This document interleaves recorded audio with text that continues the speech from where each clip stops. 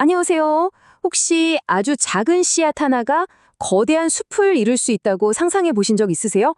오늘 우리는 바로 이처럼 작고 어쩌면 보잘것없는 시작이 만들어내는 위대한 이야기, 하나님의 나라에 대해 한번 알아보겠습니다. 오늘 함께 나눌 이야기는요, 목재봉 목사님의 설교, 지극히 작은 것으로부터 시작하는 하나님의 나라를 바탕으로 하고 있습니다. 성경 마태복음 13장에 나오는 아주 흥미로운 비유를 함께 살펴볼 텐데요. 자, 그럼 바로 시작해 볼까요? 이게 뭘까요? 네, 맞습니다. 10원짜리 동전이죠. 우리나라 화폐 단위 중에 가장 작잖아요? 너무 작고 가벼워서 돈 같지도 않고 길에 떨어져 있어도 에이 하고 그냥 지나칠 때가 많죠. 정말 뭐랄까 가장 하찮게 여겨지는 존재입니다. 그런데요, 바로 이 가장 작은 것이 가장 중요해지는 순간은 언제일까요? 자, 한번 상상해 보세요. 시장에서 막 나온 따끈한 두부 한 모를 사려고 하는데 주머니를 탈탈 털어보니까 아니, 딱 10원이 모자라는 거예요. 바로 그 순간 길에서 무시했던 그 10원짜리 동전 하나가 세상에서 가장 간절하고 소중해지죠.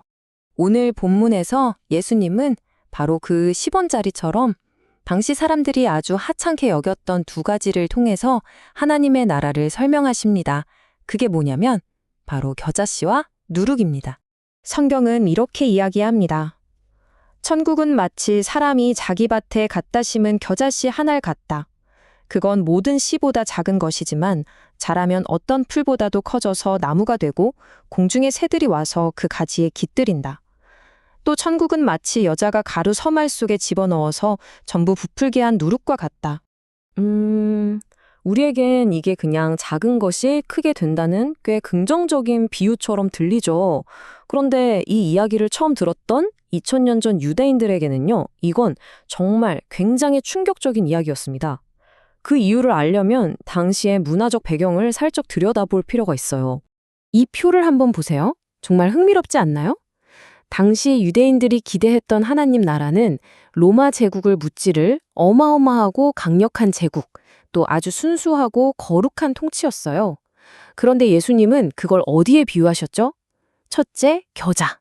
이건 사실 농부들이 아주 싫어하는 식물이었어요. 번식력이 너무 강해서 밭에 한번 퍼지면 다른 작물까지 망치는 정말 골치 아픈 잡초였거든요. 둘째, 누룩. 구약 성경에서 누룩은 유월절에 반드시 없애야 했던 것처럼 종종 죄나 부패, 세상의 악한 영향을 상징했습니다. 그러니까 거룩한 하나님 나라를 잡초와 부패의 상징에 비유하신 거예요. 아니 그렇다면 예수님은 왜 하필 이렇게 논란의 여지가 많고 심지어는 부정적으로 들릴 수 있는 상징들을 사용하셨을까요? 바로 여기에 하나님의 나라가 세상의 방식과 얼마나 다른지를 보여주는 아주 심오한 진실이 숨어 있습니다.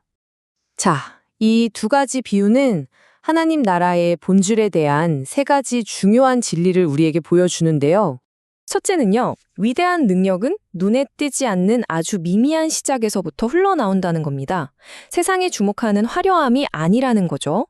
둘째, 그렇기 때문에 우리는 결코 작은 것을 멸시해서는 안 되고 오히려 그 안에 담긴 생명력을 귀하게 여겨야 한다는 거고요.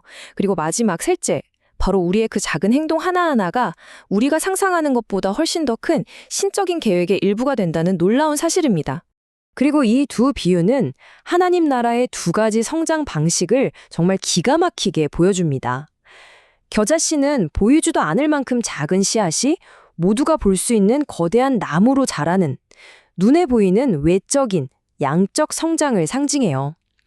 반면에 누룩은요, 가루 반죽 속에 조용히 보이지 않게 스며들어서 반죽 전체의 성질을 바꾸어 버리는 내적인 질적 성장을 보여주죠.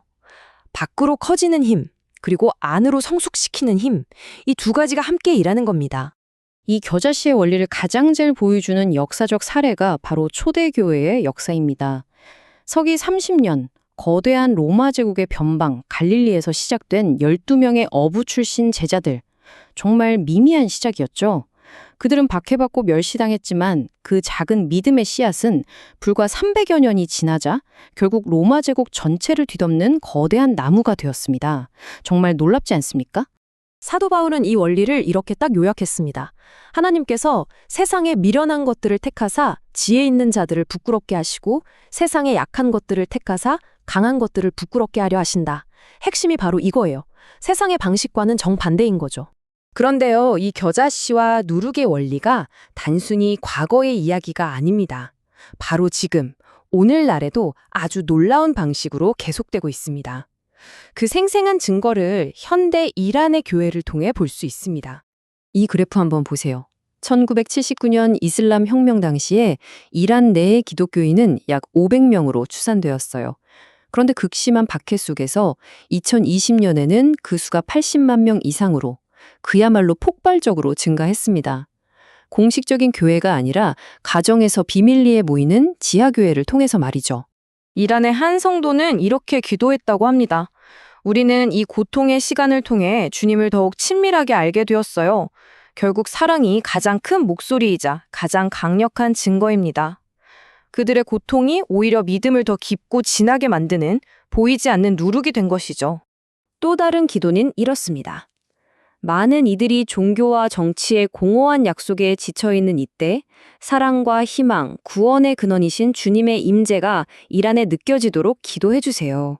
이것이야말로 차가운 가루 만죽 전체를 생명으로 부풀리는 누룩의 영향력 아닐까요?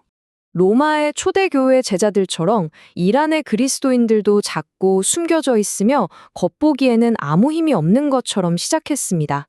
하지만 바로 그 작은 믿음이 지금 이란 사회 전체를 조용히 그러나 근본적으로 변화시키고 있는 겁니다.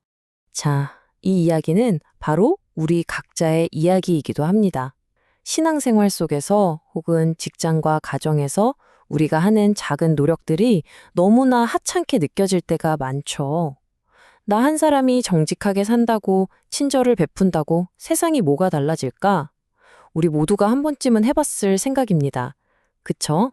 하지만 오늘 비유는 그런 우리에게 이렇게 분명히 약속하고 있습니다. 첫째, 아무리 작더라도 당신이 가진 것으로 시작하세요. 둘째, 그 안에 보이지 않는 엄청난 잠재력이 있다는 걸 믿으세요. 그리고 셋째, 당신의 그 작은 행동이 당신이 상상하는 것보다 훨씬 더 위대한 성장의 이야기의 일부라는 걸 꼭 기억하세요. 그래서 마지막으로 이 질문을 여러분께 드리고 싶습니다. 여러분의 삶에 하나님께서 심으신 지금은 비록 작고 보잘것없어 보일지라도 장차 당신과 이 세상을 변화시킬 당신의 겨자씨는 무엇입니까?